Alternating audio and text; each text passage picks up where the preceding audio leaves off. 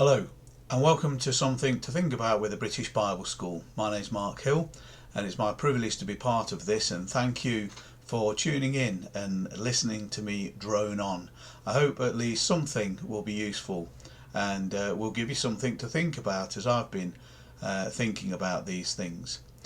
You know, I reflect occasionally over all the people that I know and how many are still my good friends and part of the church where they are locally, and I meet up with them at different events, and it's great to see them and know that they're still faithful. But there are far too many as well that I've known over the years that for one reason or another have left the church. Now, there are some valid reasons that people will leave a church, but there are also lots of bad reasons for people to leave. And although these might present very difficult times for those involved, I think those reasons aren't good enough to leave. We need to stick with it sometimes. So I want to mention some things that have been brought up from time to time, and the beauty about this thing being on YouTube is that you could probably, I think, leave a message, or you can certainly contact us, and I'd be interested to hear if you know of any other reasons that people might leave that perhaps we should try and address. But one of the reasons, especially that I hear in a congregation that's grown like ours has grown with people moving into the area, is that they feel that the church is too big. Now, lying below the surface of this perhaps isn't necessarily the size of the congregation, but the feeling of not being involved as much. Because there's such a big crowd, we're not so intimate with each other, and maybe we get lost in a crowd. Now, whilst it might be the case that those things are happening, the whole reason for the gospel is to spread it and get more people to follow it. So growth really is something that the Lord not only expects but has commanded. So we should expect to grow, and we should want our local congregations to grow big. Now, on some level, if the congregation isn't growing, then perhaps the Great Commission is not being emphasised and not being followed. We just need to tell people as many as we can and bring them in. Now, when that congregation gets too big, is it being big a reason to leave? Well, within that congregation, hopefully you can build up a small circle of friends, not to be a clique that can't be penetrated by other people, but so that you have that intimacy that you desire. It certainly isn't a reason to leave if it's too big. Maybe if it is so big, a small group of you could leave and start to meet somewhere else, and hopefully grow that to the size where that's too big for you as well, and then you can leave with a small group and start the process over again. But keeping a church small is certainly not something we need to do to suit our own ends. We really do need to grow. Perhaps the focus becomes too much on the money. We want to do things well, and to do things well we think we need to spend a lot of money. There is a call for churches to be excellent in all the things that we do, and to present ourselves, as far as organisations on earth are concerned, as being the most excellent organisation there is. But does that take money? You know, we do need money to help people, but kindness doesn't cost anything. We can help people without having to spend money, by spending time with those who are lonely, by sharing a meal with those who might be struggling to pay their bills. The emphasis on money, of course, is something that perhaps is wrong. That is not our emphasis. But it mustn't stop us from wanting to be the most excellent of people to glorify God. Take a look around you. Look at the mountains. Look at the scenery sometimes. Look at the creation that God gave. And isn't it excellent? Isn't it the best? Apart from where, of course, we've ruined it. God wants those things that are excellent to be part of us.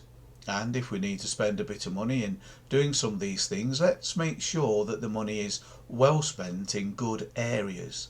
But don't let the emphasis on money be a reason for you to not want to be there, or to not want to do everything really well. Let's follow God's lead. He has done everything excellently, and we need to do the same. One that really gets my goat, I'm afraid, is that people leave because they're offended. What a sinful, worldly attitude that is. Look around at our society now and look at the way things are going, where people are using emotional blackmail and being offended in order to promote their own sinful conduct. Don't leave a church because somebody has offended you. Use it as an opportunity for growth, for yourself and also for the person who has offended you. Whenever we read in the New Testament about dealing with problems with our brothers and sisters, nowhere do we find a verse that says we've got to leave. Sadly, there's places where we need to disassociate ourselves from someone or put them out of the church if their behaviour is so blatantly wrong and sinful and they're not willing to turn from it. But you shouldn't leave because you're offended. The church is full of broken people, so why won't you expect that a sinner will offend a fellow sinner within the church? Sometimes we look to be offended. In fact, some people in their weakness find it to be their default position, that whatever happens, I'm going to be offended. What a foolish reason to leave a church. It's crippling to you spiritually for your growth, and it's crippling to the health of the church if we can't deal as grown-ups with things that offend us. Search through the Bible, like I say, and try and find a command that says if you don't like it here, go somewhere else. It's just not there. Read the letter to the church that met in Corinth and look at all the different types of people they had there, all the different conflicts that existed there, and all the sinful behaviours that existed there. Not once does Paul say, if I were you, I should leave. When we're offended, we have two options. You can, of course, leave. What a great option that is. How does that help you? How does it help the person who has offended you? How are you promoting spiritual growth and Christ-likeness by just leaving? The second option is to work our way through the conflict. Maybe that will make you a stronger Christian. In marriage, what do? Do you give up and walk away? Sadly, all too many people do. Or do you behave like grown-ups and talk it over? My wife is sick and tired of me leaving the toilet seat up. Well, I'm sick and tired of that, so let me leave. Now, is our relationship more important than that? That we can come to some sort of compromise? That I'll leave it up when I'm finished and she'll leave it down when she's finished? Can we do something that will overcome this? People fall apart for some of the most ridiculous reasons. Now, I know there's more serious issues than that, but a lot of these little things fester and grow. Why not talk about it? Why not come to some sort of resolution for the sake of your relationship? Marriages grow stronger when you work through conflicts that you have and talk it over, and you become closer as a couple because you've figured out a way to sort this out. Surely that can be true of the church as well. Instead of walking away, we behave like grown-ups and have adult conversations and come to some good conclusions. We have to make a choice. But leaving a church because one sinner said something mean to another sinner, how does that reflect on the power of the gospel, on the power of Jesus and his teaching, on the power of the Holy Spirit to change us? Aren't we presenting as weak people to the world outside when we do that? What if Jesus left us every time we offended him? There he is going down to wash the disciples' feet, and suddenly he thinks, hold on, this is Judas. I know what he's going to do to me. I won't wash his feet. And then Peter says to him, Lord, don't wash my feet. Well, how ungrateful you are, Peter, that I was going to do that. And besides, I know what you're going to do, so I won't wash Peter's feet. What if he left when Thomas doubted him? Okay, Thomas, you doubt me? I've had enough. No, he stuck with it. One of those people left and took his own life rather than repent and change. But the others stuck with Jesus and eventually became stronger and did great things in his name. What if he left us each time we offended him? Where would we be? Let's keep in step with Jesus. Let's stick with it. Don't go into the worldly, sinful attitude of getting offended and walking away in disgust. Be a grown-up. Stay and talk about these things. Deal with them. Keep in step with the gospel by overcoming these things, by looking above and beyond them. Face the conflicts. Don't run from it, so that we can promote spiritual growth in our own lives and in the life of the congregation if we're fortunate to be part of one. What about the church no longer meeting all your needs? That's one that I've heard as well. This church doesn't meet my needs. Well, I'm sorry if you feel so entitled that the church should be running around pandering after you. One of the sad realities of the church today is that we treat it like we treat most other things in life as well, like it's a buffet where we can pick and choose the things that we like and leave and discard those things that we don't. What a terrible mentality to have about the church. If someone finds something that doesn't meet their needs, well, I'll go somewhere else.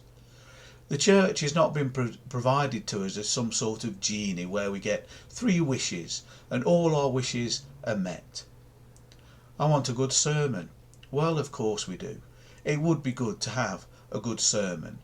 But if things aren't right that particular day and such a good sermon isn't given, is that a reason to walk out and leave?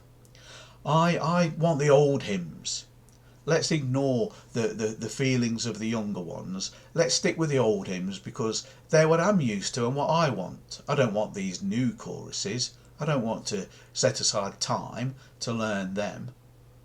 I want an inviting place for my children. You know, it's difficult to get the right medium, isn't it? I've been in congregations where the children are noisy and people are tut-tutting at the noise of the children. I've been in congregations where you could hear a pin drop because there's no children. One group wishes there were less children, another group wishes they had children. What's the answer? Just be satisfied with whatever's there. What a blessing to have children in a congregation that you can teach and ensure that the church is going to be there in the future, but not if you're complaining about them. If the church doesn't meet your needs, stop worrying about you and look at how you can help meet the needs of others. It's not a reason to leave. What about the point in time that people come to where they feel, well, they don't need the church anymore. They've outgrown the church and there's nothing there for them. Well, if you believe this, you've been deceived. Yes, you've been deceived. The church has many imperfections. There's a lot that we can talk about that's wrong with the church or with the local congregation. The church can always do more. We're not doing enough of this and we're not doing enough of that, the things that we hear. And it's true, the church could do more. But being frustrated with a lack of vision or the lack of perfection is no reason to leave. How are those things going to change if you separate yourself from it? You do need the church anyway, despite the lie that you're deceiving yourself with. We cannot persevere through this life on our own. After all, we're told in 1 Peter chapter 5 and verse 8 that Satan is a roaring lion waiting to devour you. Have you ever watched one of those nature programs where the lions are stalking a herd of zebras or antelope or whatever it might be? There's the group, and the lions start to charge, and those that stay within the group, well, they've got far more chance of escaping than that one that gets separated and goes away from the group. You are just like that if you leave your church. You are leaving yourself vulnerable to the lion.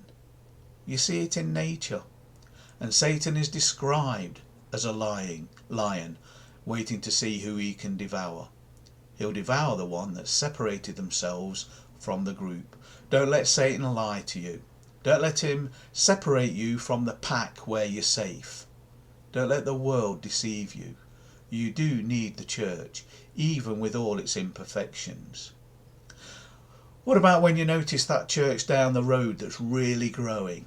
Doesn't matter that they don't immerse people. Doesn't matter that they don't observe the Lord's Supper every Sunday. They're growing, so surely they're doing something right, and it would be a more interesting place for me to be. Yet again, another lie. There's a tendency in our culture to chase the next big thing. We see these fads that come and go, and where churches are concerned, fads come and go as well. These churches that appeal to a particular sector of society for a little while with something that they're providing, that eventually dies out.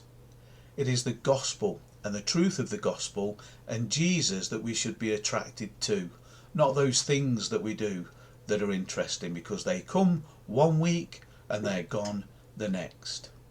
And if you hop from one church to another, you'll never plant roots deep enough to have a relationship with people when they can get to know the real you and are able to confront you with your sin.